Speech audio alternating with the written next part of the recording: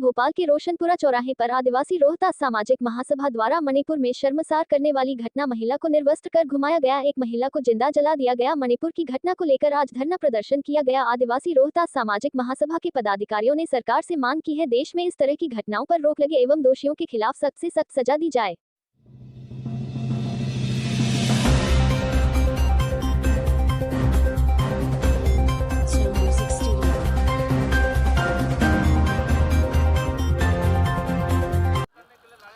मैं नवेंतु सेक्का, उपाध्यक्ष आदिवासी रोहतास महासभा भोपाल। आज आपने यहाँ पे रोशनपुरा में धरना प्रदर्शन कर रहे हैं, आप किस तरीके की मांगों को लेकर?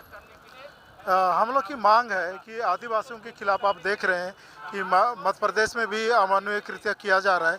अभी मणिपुर में देखा जाए तो बहुत ज़्यादा हमारे आदिवासियों के खिलाफ अमानवीय व्यवहार किया जा रहा है। महिलाओं को निवस्त्र करके घुमाया जा रहा है, मर्डर कर दिया जा रहा है, तमाम चीज़ें किया जा रहा है, जिससे हम लोग व्यथित हैं।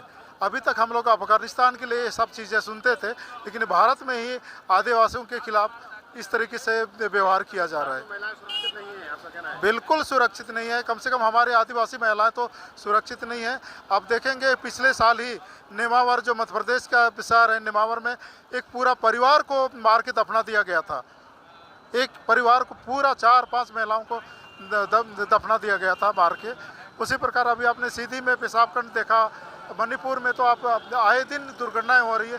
उसमें हमारे एक आदिवासी भाई जो भारत के सैनिक थे, उनने कारगिल युद्ध लड़ा, विदेशियों को भारत में घुसने से रोका, लेकिन उनने अपनी पत्नी की इज्जत बचा नहीं पाया। तो इस तरीके से जो घटनाएं जा रही है, इसकी हम लोग निंदा करते हैं और भारत सरकार से मांग करते हैं कि सिर्फ आदिवासी राष्ट्रपति बना देने से कुछ नहीं होगा। मणिपुर में भी आदिवासी राज्यपाल है, मध्य प्रदेश में भी आदिवासी राज्यपाल है, इससे कुछ नहीं होगा। लेकिन आदिवासी को जिस तरीके से आप दिल्ली के राज्यपाल को, एलजी को पावर दे रखे हो, वैसे राष्ट्रपति को पावर दो, और वहाँ की जो हमारी उपराज्यपाल है अनसुईया उइके मैम, उनको पावर दो और वो तुरंत इस पर रोक लगाएं। और हम जो है यही सरकार से कहना चाहते हैं कि आदिवासियों के खिलाफ जो भी अत्याचार किया जा रहा है उसको तुरंत बंद करें।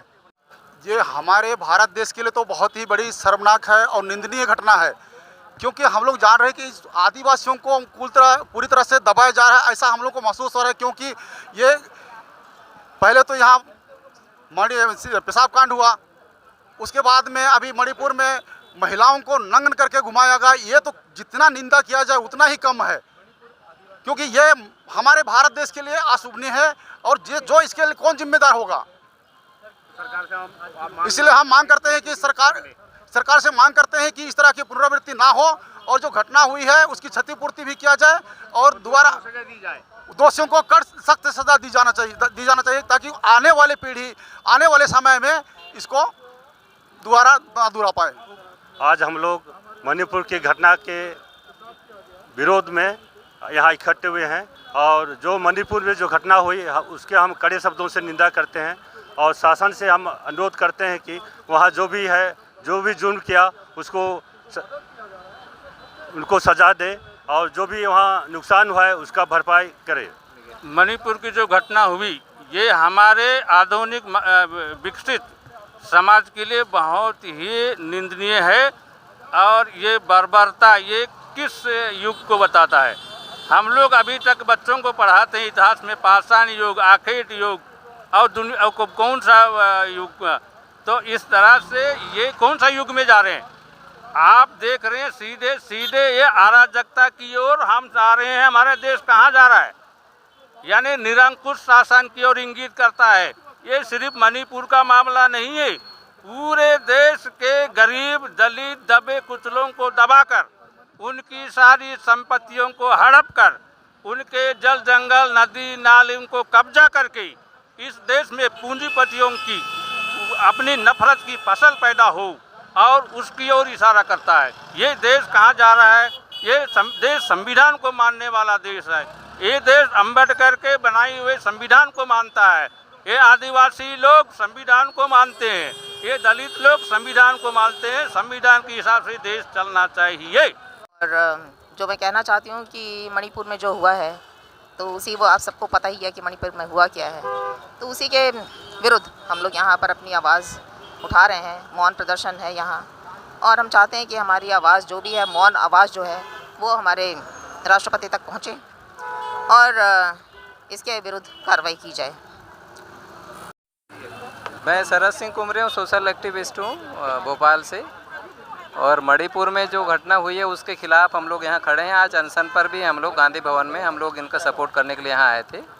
और मैं यही कहना चाहता हूँ कि जो जैसा बोएंगे वैसा फसल काटेंगे। आज जो आरएसएस और बीजेपी जो काम कर रहे हैं वो देश के लिए बहुत घातक है और देश कभी माफ़ नहीं करेगा।